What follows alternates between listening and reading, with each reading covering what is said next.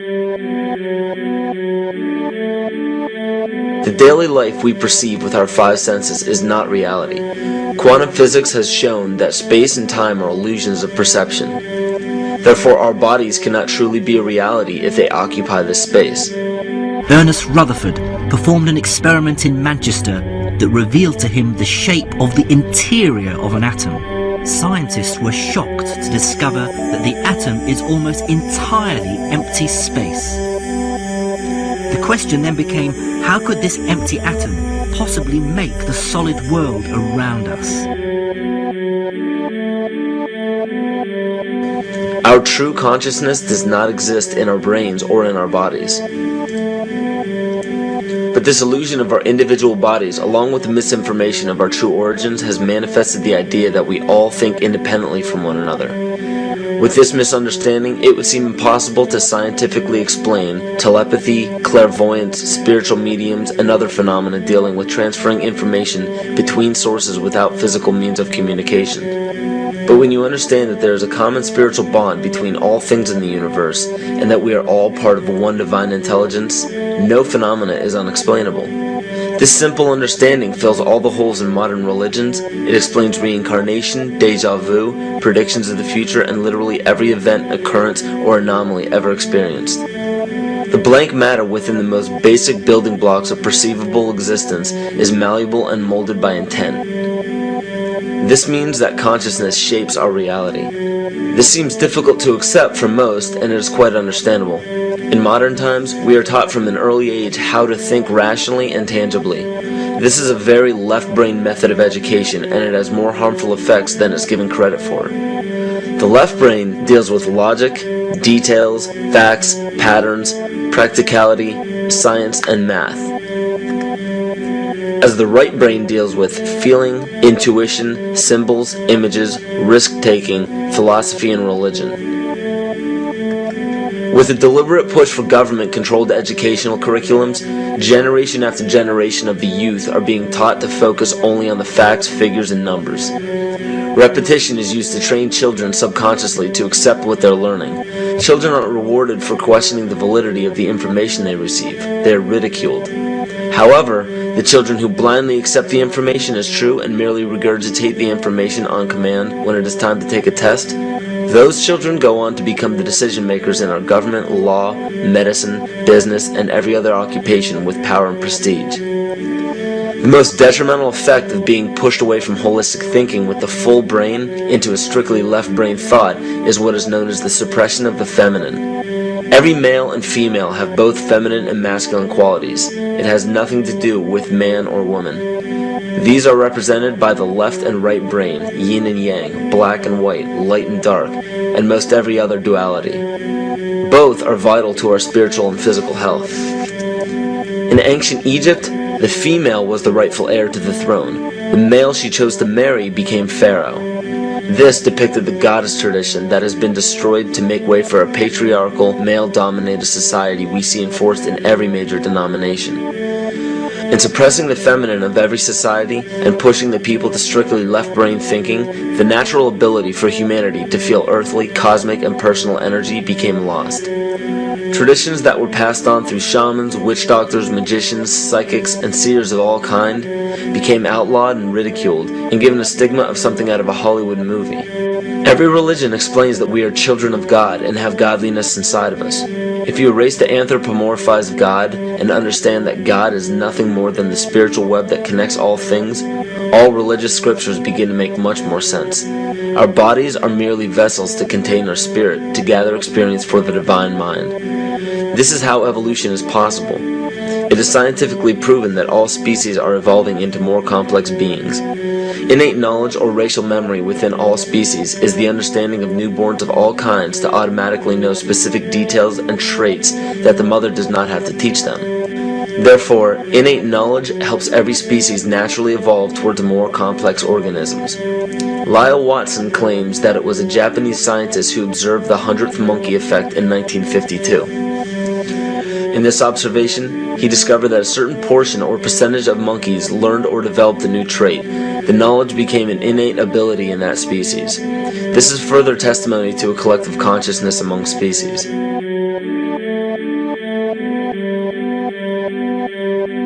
Everything in existence has a natural vibration to it, from our atoms all the way to the vastness of the universe. To show a simple connection between the earth and our bodies, take a look at our body's harmonic focal points, better known as our chakras. Just as there are harmonic focal points on the guitar string, there are locations within our body where our vibrations culminate. In Eastern philosophies, these 7 chakras are used to bring health and balance to the physical and spiritual body. Our Earth also has 7 chakra points at equally distant locations from one another. There is 1 chakra point on each continent. The root chakra is in Mount Shasta, California. The sexual chakra is in the Isle of Sun, Lake Titicaca in South America. The solar plexus chakra is in Uluru Kata Juta in Australia. The heart chakra is in Glastonbury or Shaftesbury, England. The throat chakra is where the Great Pyramids of Giza in Egypt are. The heart chakra is at Kuhe Malak Sia in Iran. And the crown chakra is at Mount Kailas in Tibet. Scientifically, this is explained because at the core of our Earth there is a molten iron crystal that resonates at approximately 7 Hertz. There are energy vortexes all over the Earth where electromagnetic energy emanates. There are also several vile vortices surrounding the equator where strange anomalies occur, such as radio and compass malfunctions, as well as plane and ship disappearances. You may have heard of a few of these. So the intangible parts of our existence, such as emotions, are part of the true reality of higher consciousness. If emotions are part of a realm that we cannot experience with our 5 senses, then how is it that we are all aware of our emotions? What most people believe to be emotions are not truly the emotion itself. What we are experiencing is the physical manifestation of these emotions. Anger causes disturbance in the psyche, which manifests itself in the ego. These manifestations cause the heart rate to increase, body temperature to rise, and spawn many other physical traits that signify anger. Just as music from the radio is a physical manifestation of an intangible signal, our experience of emotion is the physical manifestation of an intangible signal as well. It has been shown that our emotions have a vibratory frequency to them. Furthermore, there are only 2 emotions that humankind experiences: fear and love. All other emotions branch either directly or indirectly from these 2 emotions. Fear has a long and slow frequency vibration to it, while love has a very rapid and high frequency. To show that vibration is the very foundation of existence, Hans Jenne developed what is known as cymatics in the 1940s to show that when vibrations of sound are passed through a form of media, there is a set pattern that will follow. When the frequency increases, the media develops into a more complex pattern. This is precisely what is happening to our Earth and to humanity. There are 64 possible codes of amino acids in our DNA structure made from 4 elements: carbon, oxygen, hydrogen, and nitrogen. By any means of logic, we should have all 64 codes activated within our DNA structure. Yet we presently only have 20 active codes. And of these 64 possibilities, it appears that only 20 of these codes are turned on right now for us, the 20 amino acids. There is a switch that turns off and turns on where those coding sites lie, and that the switch for that turning off and turning on is what we call emotion. And this is the first time that we've ever seen the patterns of emotion directly physically linked to human genetic material. Well, fear is a long, slow wave of emotion. So this wave of fear is a long, slow wave and touches relatively few sites on this DNA. So an individual living in fear is limited to the number of antennae that they have available to them, whereas an individual living in the pattern of love, this is love in DNA, you can see it's a higher frequency, shorter wavelength. We have many more potential sites for coding along that genetic pattern. This information, this is amazing. This is the first time we've ever had a hard digital link between emotion and genetics. This is important to understand because another researcher named Vladimir Popanov measured tiny particles of light called photons inside a vacuum tube. The photons scattered as expected. A sample of DNA was then entered into the vacuum tube and they measured the photons again. They found that the particles of light aligned themselves along the axis of the DNA. Then, as they removed the DNA sample, the photons remained aligned to the same form of the DNA even though no DNA was present. This is what is known as the phantom DNA experiment. Science has now bridged a very important gap between physical and ethereal or spiritual. Our emotions directly affect the structure of our DNA, which directly shapes the physical world we experience every day. So the messages left by the ancients that we've explained here were more than just prophecies about a one-world government or a new world order. We now understand why the study of the heavenly bodies were so important. The rotation and orbit of all that makes up our universe serves as a clock to map changes and transitions. This helped the ancients understand that the change of the heavenly bodies were a mirror to the changes of all existence. December 21st, 2012 is simply a natural transition from one form of energy to the next, the transcendental evolution of man. This date is what's known as 0 point. Our sun, as well as our planet Earth, is losing its magnetic field as the Earth is slowing in its rotation. All the while, its base resonant frequency, also known as the Schumann cavity resonance, is increasing in accordance with the predictable sequence of the Fibonacci theory. At a cellular level, our bodies respond to an electromagnetic pulse. The ancients called this the sacred circuit. The cells receive this pulse from the brain, which receives its pulse from the heart, which receives its pulse from the earth. This pulse comes from the solar system, which from there comes from the galaxy, which ultimately comes from our entire universe. We literally share a pulse with all of existence. Yet another example of everything being one. For as long as scientists have been recording the Earth's pulse, it has remained at approximately 7.8 cycles per second. This was a constant fixed number until 1986 into 1987. It rapidly began increasing to about 9 cycles per second in 1996. So in one decade, it increased by about 2 cycles per second. By 2012, this pulse will be right around 13 cycles per second, just as the Fibonacci theory indicates. What does this mean for humanity? Just as cymatics has shown that higher frequencies result in more complex patterns, we are now experiencing the beginning of a major shift in both physical and spiritual vibration. It's difficult to understand what exactly will happen to our physical bodies, but ancient scriptures, pagan and monotheistic religions, mystery schools, and secret fraternal orders have all given indications as to what this experience will be like.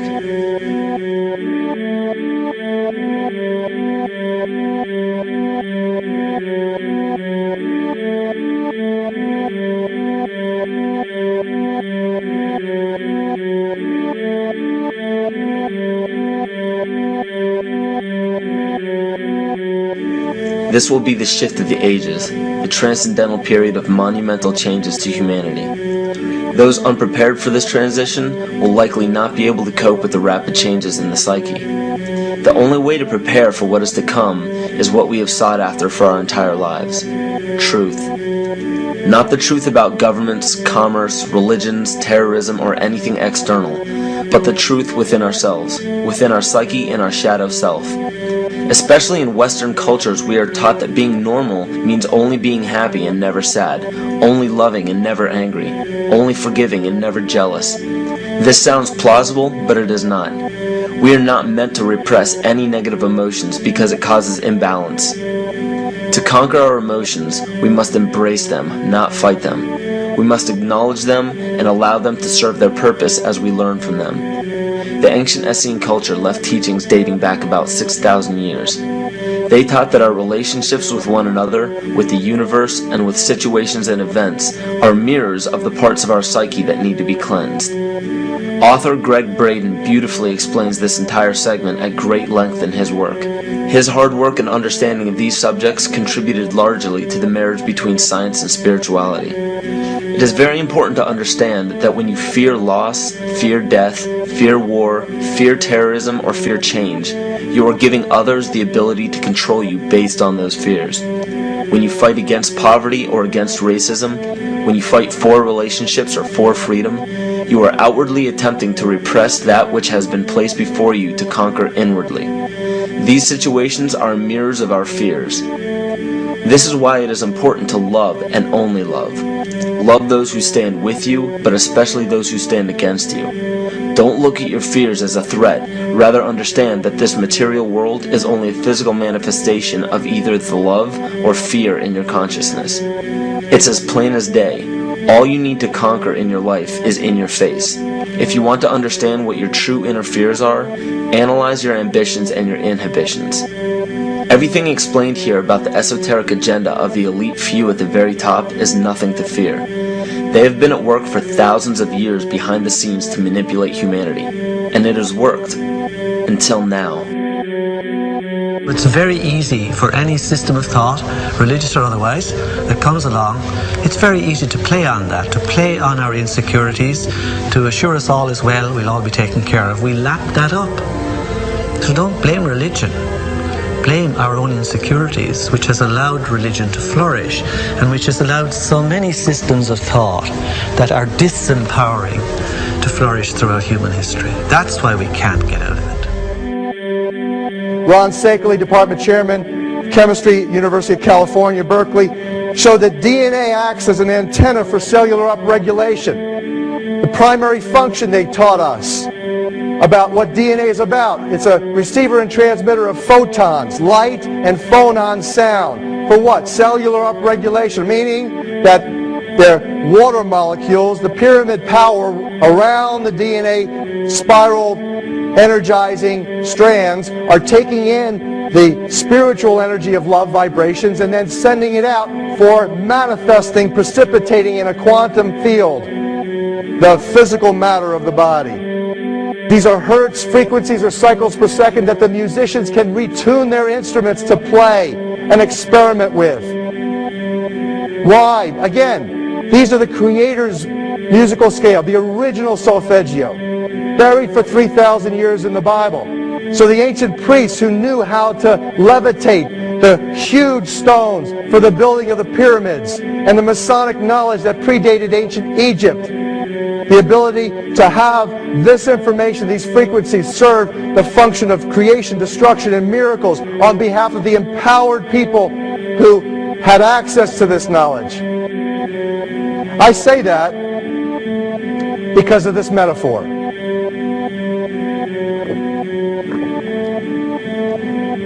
This is the difference between the power of our Creator and anything else, particularly evil.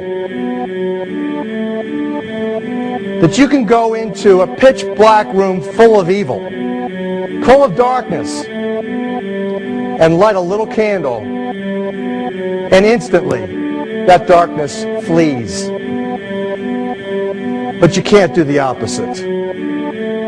You can't go into a well-lit room full of truth and wisdom and righteousness and joy and health and harmony with the universal power. You can't take any amount of darkness and go into that well-lit room and have any effect whatsoever. That is the metaphor which I frequently think of when I think that I'm not empowered. It is the greatest lesson for me, and I think for everybody else, to know that we're on the winning side and that we win in the end. As you are watching this, understand that it is not a fight to be fought. It is not a war to be waged. No gun rights have to be exercised. Not a finger has to be lifted. Most people wonder how one person can make a difference. They ask that if all this is so simple and this information is available, why hasn't someone else conquered their fears and changed the world for everyone else? This is the most difficult and beautiful conundrum to our lives. Your reality affects you and only you. Your curiosity has led you to this genre of information to serve a very specific purpose in your life. To understand visually how the universe is truly a hologram, a math professor at Yale University developed a formula that is plugged into a computer program. Named after him, the Mandelbrot set shows a seemingly disorganized pattern. But no matter how far you zoom into the design, you will always find the same pattern within the whole pattern. Each fractal, broken down infinitely, will always reflect the whole. When one fractal changes its pattern, the sum total of the whole pattern changes along with it. This exemplifies that the whole world does not need to be awoken. There is no race to inform the 6 billion people on this planet of this message. It is only important that you, personally, learn to conquer your innermost fears and learn to love. When you see your fears for what they are and master your emotions, then, and only then, will you truly be free.